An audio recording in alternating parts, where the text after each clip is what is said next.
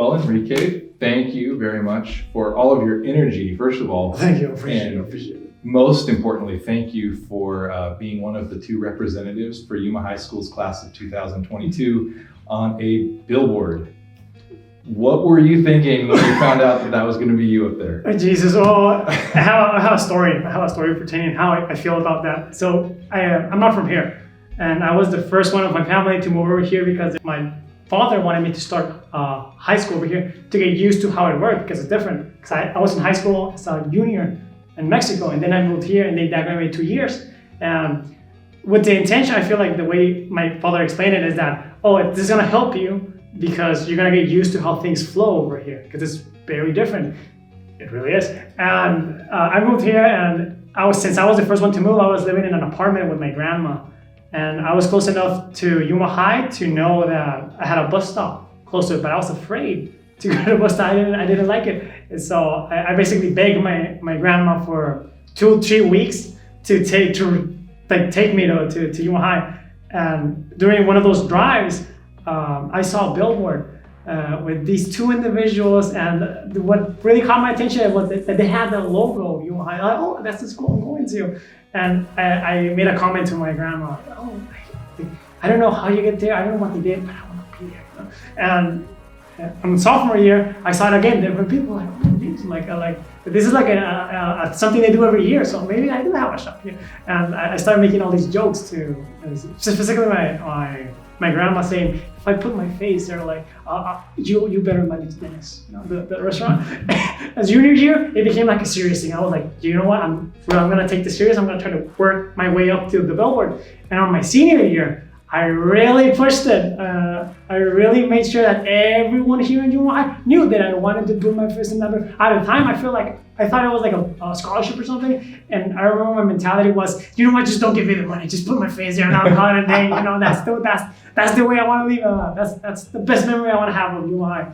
And I remember when I got a call through the sound thing. I don't know what it's called right now. But they announced my name. Then I'm like, Enrique, please come to the principal's office. I'm like, first of all, I don't know where's the principal's office. And it sounds serious. I've never been there. I'm probably in trouble, trying to silence me or something. I don't know what's going on. But I was freaking out. I came here and Mr. Fritz, the principal, gave me the news. Oh, you've been selected to be a part of the Billboard. And I was shocked. I was like, this started as a joke. The idea of me wanting to put my face in the lower started as a joke. And now it's the thing. So I was freaking out. And the first thing I did, I told my grandma, you will. What'd she say? Do you mind about it?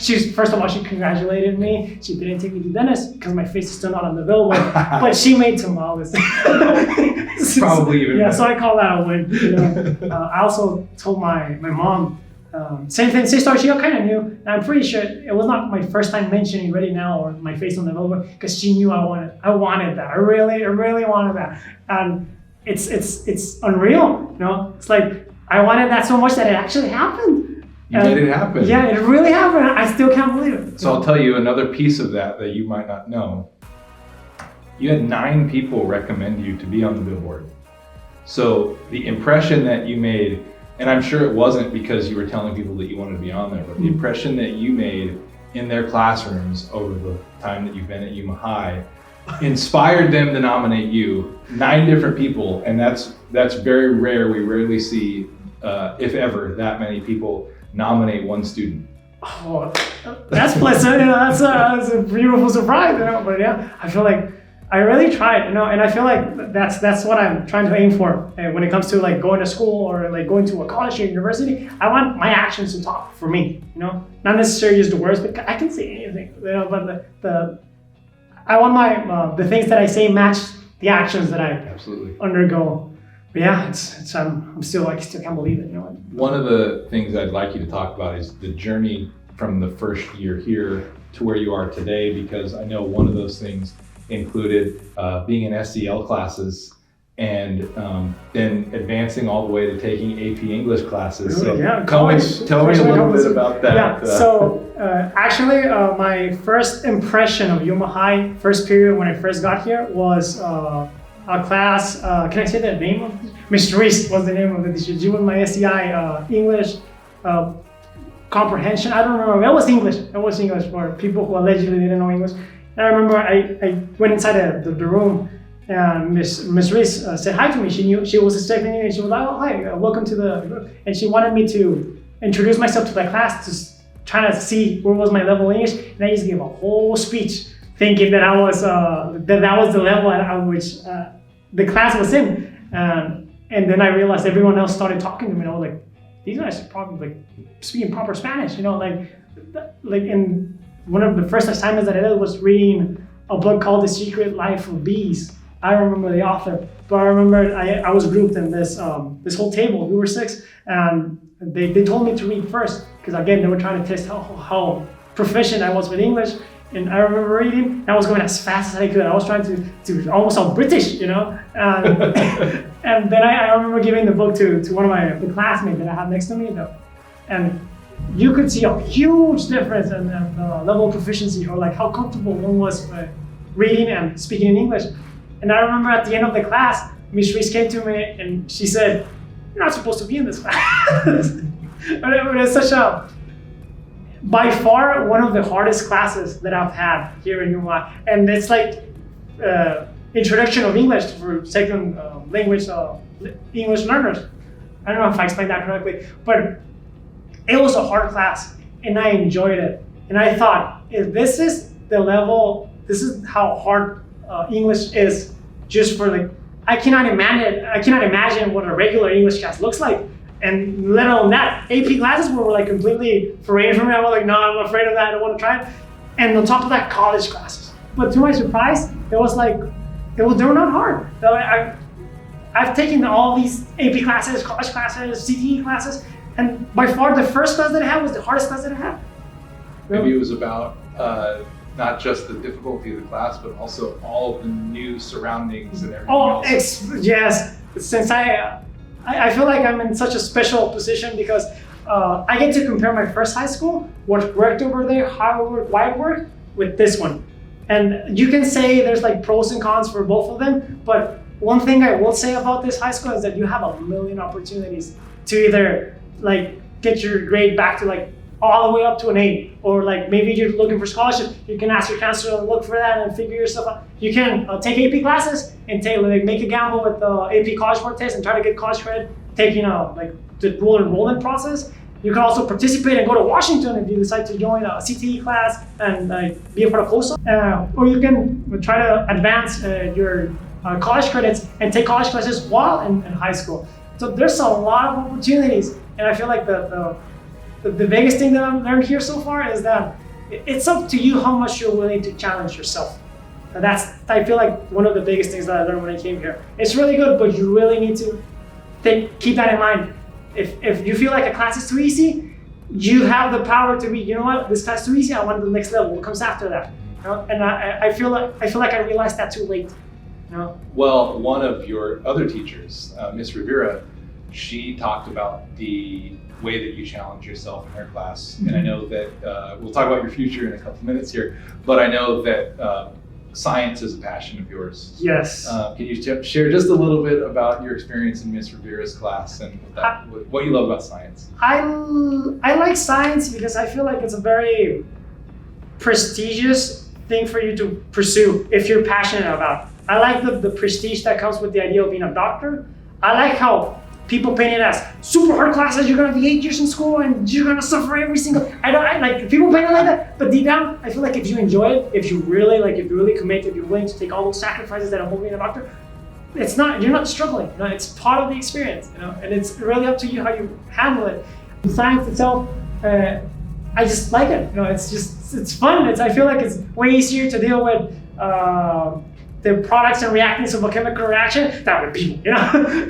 But it's funny because the reason why I'm so into science, specifically chemistry, is because I want to be an immunologist. Okay. Yeah, so that's directly related to what I want to be. And why I'm an immunologist is because I suffered from bronchitis when I was a little kid, and my parents took way too long to notice that I had a problem that I needed to go to the doctor. Because from bronchitis, it got so bad that I got asthma, and it was hard to accept, but like I got inspired by it and be like, you know what? I don't want asthma to be the reason why I decided to stop playing basketball or why I can't run a mile, you know, stuff like that. Yeah, after I realized that I had asthma and that it was a permanent thing. Like I'm not gonna get, I don't know how it works, but I know it's still here. You know, after I realized that, I stopped playing. I was really into sports, and then I realized that asthma was really being like a problem there, a factor that could affect that. I basically switched from a sports guy to a very artistic guy. And you know, so yeah, that's the history of why I ended up being an immunologist. You've got a ton of interests, and that's coming through even in the few minutes that we've spent together. And I do want to talk about, though, what exactly is next. So I know what you want to be after you're done with college, but after you're off that stage at the end of May, what's the next step for you in terms of education? It's very likely, I can assure you that I'm going to go to AWC, Arizona Western College, after this. I would intending to pursue a bachelor's in biochemistry or chemistry or biology. These three all go together. Like eventually I'll get all of them, you know. But I want to get started, you know, because I still feel like I need to prove myself to the universities that I'm serious about education. Mostly because it's very expensive. You know, so I feel like I need help, but for you to get help, you need to show, like I need to prove to you that I'm very serious and very dedicated when it comes to me pursuing a career. And I had a lot of problems deciding, oh, this is really what I want to do, because I feel like when I realized that I wanted to be an immunologist, I was like 14, 15. And then all these people started telling me how they wanted to be an architect and they ended up being like a photographer. They went from this to that. I'm like, wait, am I going through that too? And I really started doubting myself. But then I realized, well, I don't have to pick just one thing. I can pick two things. Maybe three, maybe you're pushing it, you know, but if I'm serious, or truly want to excel at two careers, I can do that. So my original thought was, okay, I'm gonna pursue chemistry, and I'm gonna get something related to chemistry, biology, or biochemistry, or something related to nursing, because I'm trying to be a doctor. But then I realized, well, I'm gonna stick to that. I'm not really going to experience the whole spectrum, which is something that's very related to the STEM field, being a mathematician, a scientist, an engineer, and all that, and something pertaining to liberal arts. I'm very passionate about theater. It's been a huge thing, a part of my life. And for just a short story, I used to be an actor. I used to be a part of a theater club in my first high school. And I was into competitions. I was really into it. I enjoyed every second of it. But then I got the news that I was suddenly going to change from here to here, from my first high school to Yuma, Arizona. I was like, well, I can no longer like get myself involved in all these long-term activities because I'm gonna start over here. That kind of got me a little bit depressed. Got out of it because I realized that Yuma High also had theater. The thing is, I got here in my freshman year, second semester, and they had drama. And I remember telling Scoman I want something related to acting. I got into advanced drama for backstage management, one of those two. And they were in the middle presenting a play. It was a beautiful experience. But after I finished that, which is funny enough, that's when I realized, oh, I'm really a part of Yuma, because I was really all over the place. After I presented my first place, I felt truly included. I could really say with pride, oh, I'm a Yuma High student. And did you stick with theater the whole time after that? After presenting those two plays, and after I moved to my first semester as a sophomore, I realized, oh, I joined Yuma High at second semester. I'm missing 3 credits. The teacher was going to leave, so there was on my first semester of sophomore year, they were switching students for theater, and I had to drop it because I was like, oh, I need to prioritize doing getting back on track. And then I realized, oh, I can advance this through online classes, through A+, to Yoda, and I started working. I hyper-focused on just trying to get done with high school as soon as possible, because when I moved here, they downgraded me 2 years. Okay. It took me 4 years and a half to accept that, but I feel like I've managed, the way I see it right now, I wouldn't done it differently, because I got to experience the whole Yuma High experience. I took online classes, I took the CTE classes, SEI, regular classes, AP, college classes. I took the whole thing. So as you can see, Enrique has a lot of energy, and he's really taken the experience of starting here as an SEI student, second language learner, and will graduate with college credit in both English and in mathematics, specifically college algebra and trigonometry. So, along the way, he's been involved in school. He's very, very well liked by his peers, and he just has a really nice energy and is kind of, I think, the epitome of Ready Now Yuma. He is ready for the next step. So you're in a unique position for my last question. If there's a student that came up to you that was, say, from the class of 2026, and they were just getting started at Yuma High, and they asked you, what piece of advice would you give them? What would you tell them? Learn to distinguish your meaningful and expedient goals. Meaningful, what makes you happy? What would you do for free, for out of your heart, without expecting nothing in return for the rest of your life? You can live with that, be a happy person, good for everyone. Meaningful in the sense, for example, for me, what I find meaningful, like the relationships I have with my parents, going to the movies with my friends, acting. I don't see myself doing it as a profession, but I definitely see myself doing it for fun, as a hobby, as something I can do on a Sunday. The expedient things. Well, if you're serious about being a doctor, it's expedient of you to go to a college, to university, to get yourself educated, to take it seriously, to wake up every day at 7 a.m. in the morning and just get ready for school. I'm not expecting you to apply that to school, but just in life, And it was just so happens that in my case, I learned that the hard way, through school. But yeah, I feel like if someone's gonna take something out of this interview, just to remember to learn to distinguish the difference between what's expedient, between a meaningful and expedient goal. So yeah, that's our response to that. Well, I'm already taking something out of this interview as it is. This was awesome. I appreciate everything about you, from your energy to your insight. And I think you're a great representative for Yuma High to be on the Billboard.